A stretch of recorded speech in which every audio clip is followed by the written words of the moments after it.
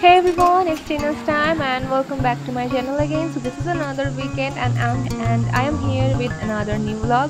তো আজকে সকালবেলায় অনেক বেশি ব্রাইট ছিল। সকালবেলায় আমি একটু তাড়াতাড়ি ঘুম থেকে উঠে এক কাপ গরম গরম চা খেয়ে রান্নাঘরে গেছিলাম অ্যান্ড দেখার জন্য যে আজকে মা উইকেন্ড স্পেশালি কি রান্না করছে। তো মা এখানে আজকে চিকেন রান্না করছিল।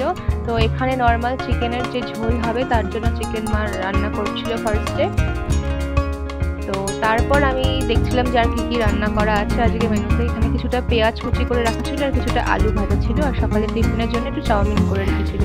দেন আমি দেখলাম ফ্রিজের মধ্যে কিছুটা মাংস ম্যারিনেট করা আছে। তো আজকের স্পেশাল মেনু হলো আজকে লাঞ্চে বিরিয়ানি হবে। তো এখানে রাতের জন্য একটু চিকেনের ঝোল তৈরি করা হয়ে গেছিল। তারপর মা কিছুটা পেঁয়াজ নিয়ে বেরেস্তা ভাজার জন্য প্রিপারেশন স্টার্ট করে দিয়েছিল। কিছুটা বেরেস্তা আমাদের চিকেন প্রিপারেশনে যাবে বিরিয়ানির জন্য অ্যান্ড কিছুটা বিরিয়ানিতে যাবে। তো একটু একটু যখন লাল লাল হয়ে আসবে পেঁয়াজগুলো তখন বেরেস্তা হয়ে যাবে আমাদের, সেগুলোকে তুলে রাখতে হবে। এরপর ম্যারিনেট করা মাংসগুলো আমরা তেলে ছেড়ে ভালো করে কষিয়ে নেব। এইটা অলরেডি মা আদা রসুন বাটা, তেল, নুন, লঙ্কা বাটা, পেঁয়াজ বাটা, এছাড়াও বিরিয়ানি মশলা, টক দই দিয়ে ম্যারিনেট করে রেখেছিল। যতক্ষণ মাংসটা আমাদের সেদ্ধ হচ্ছে অ্যান্ড কষছে তার মাঝে আমি কিছুটা পেঁয়াজ কেটে তার মধ্যে লেবু আর নুন মাখিয়ে রেখে দিয়েছিলাম জাস্ট ফর আমাদের স্যালাড। তো এরপর মা বললো কিছুটা বেরেস্তা মাংসের ওপর দিয়ে ভালো করে মাংসটাকে কষিয়ে নিতে। আমরা যেহেতু এখানে মাংসটাকে পুরো কুক করে নেব অ্যান্ড অনলি লেয়ার করে বিরিয়ানি তৈরি করবো। এই রেসিপিটাও আমার মায়ের মাসির থেকে শিখেছিল। তো easiest way to cook biryani. তো প্রথমে মাংসটাকে পুরো রান্না করে নেওয়া হয়ে গেছে। এখানে আমাদের ভাতগুলো সেদ্ধ করে নেওয়া হয়েছে আর মাংসের ঝোলের থেকে কয়েকটা আলু আমরা তুলে নেব আর সেগুলো আমরা চিকেন বিরিয়ানির আলু হিসেবে ইউজ করা যাবে। তো এখানে কিছুটা কেশর আর দুধ মিশিয়ে রাখা হয়েছে রঙের জন্য।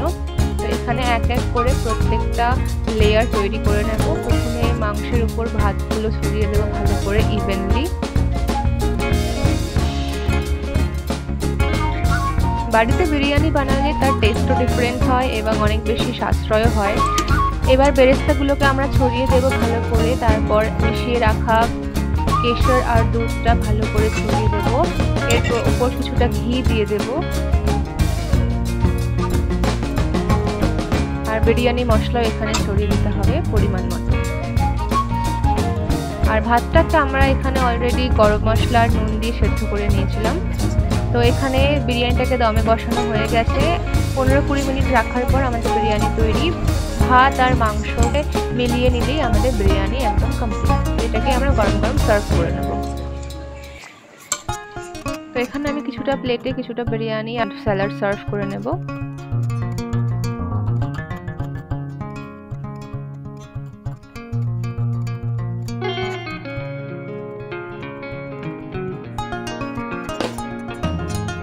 এবার আমাদের মেইন পার্ট হলো এটাকে টেস্ট করার পালা।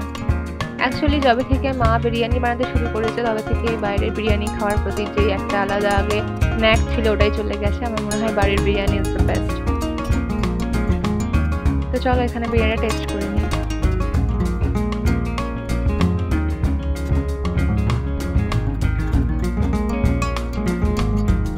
The first bite for you guys. এটাই ছিল আজকের ব্লগ। দেখা হবে পরের ভিডিওতে। See you next time. Bye.